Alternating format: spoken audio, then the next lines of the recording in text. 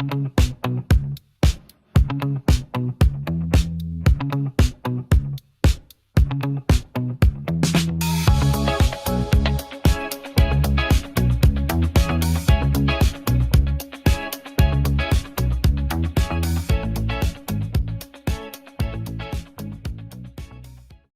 ်တော်ခုရောက်နေတဲ့ D15 Academy အကြောင်းလေးကျွန်တော်နည်းနည်းပြောပြမယ်ခုကျွန်တော်အနေနဲ့ဒီ D15 Academy ချင်းမှာစာချုပ်လက်မှတ်ထိုးထားတယ်9နှစ်စာချုပ်ချုပ်ရတယ်9နှစ်ပေါ့နော်ဒီမှာကသူကစောက်ထားတာမကြသေးဘူးဘယ်လောက်မကြသေးလဲဆိုရင်သူက2016လောက်ကမှစောက်လို့ပြီးရထင်တယ်2019လောက်မှစပြီးတော့ဒီပစ္စည်းတွေပါထည့်ပြီးတော့နည်းနည်းစပြီးတော့ဖွင့်နေပေါ့လေနော်အဲ့တော့ဒီမှာလူကတော့တိတ်မရှိသေးဘူးစောက်ထားတာလည်းမကြသေးဘူးဒါပေမဲ့တော်တော်ကျွန်တော်စုံစမ်းကြည့်တော့ဒီမှာချင်းကဒီမှာကအရန်ပြည့်စုံဖြည့်စည်းထားတာကိုတွေ့ရတယ်ပေါ့နော်မွေထိုင်းတစ်ခုတည်းတော့မဟုတ်ဘူးသူက MMA ကွင်းနေရောgrappling ကွင်းနေရောအဲ့လိုမျိုးပေါ့မွေထိုင်းဆိုရင်မွေထိုင်းစင်ဆိုရင်50လောက်ရှိတယ်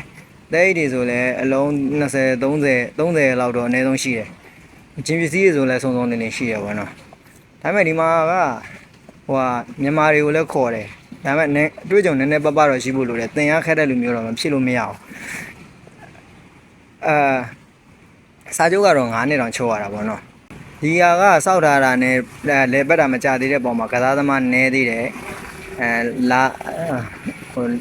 မြန်မာတွေကိုလည်း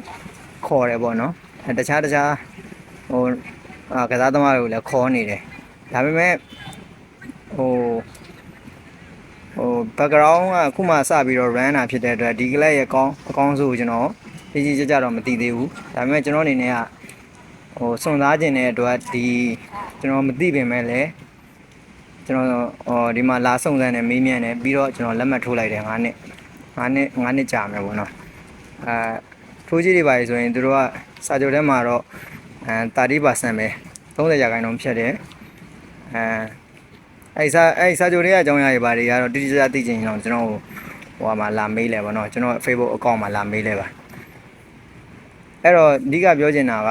T15 Academy ဆိုတဲ့ဘန်ကပိမောနာမှာရှိတဲ့ဒီဂျင်ကြီးအကြောင်းကိုကျွန်တော်နည်းနည်းပြောပြတာပေါ့အဲ့ဒီမှာရှိတဲ့ပစ္စည်းတွေကလပ်နေထားရတော့ကြီးကျယ်ကိုဖန်တီးထားတယ်သို့ပေမဲ့ကလပ်ရဲ့တီထောင်ထားတဲ့ကာလကတူသေးတာဖြစ်တဲ့အတွက်ဒီကလပ်ရဲ့ဓာကြီးရဲ့နောက်ကျောင်း background ကိုတော့ကျွန်တော်တို့ပြေဝဘယ်လိုပြောမလဲမသိသေးဘူးပေါ့လေနော်အဲ့တော့ကိုတောင်ကိုယူပြီးတော့စွန့်စားခြင်းနဲ့ဆိုရင်တော့ကျွန်တော်လူစွန့်စားခြင်းနဲ့ဆိုရင်တော့လာခဲ့ဖို့ဖိတ်ခေါ်တယ်အချိန်စရာနဲ့လေ့ကျင့်နည်းတွေကိုတော့ကျွန်တော်နောက်မှပြန်ပြောပြမယ်ပေါ့နော်ခုဒီမှာက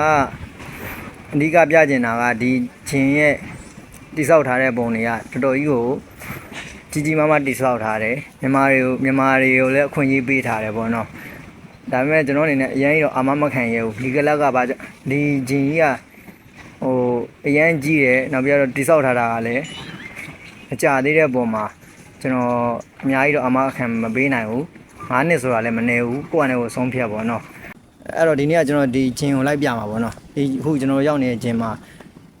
ဘာတွေရှိတယ်ဘယ်လိုနေသားရှိတယ်ဆိုတော့ကျွန်တော်လိုက်ပြနောက်ရက်ကြာမှာကျွန်တော်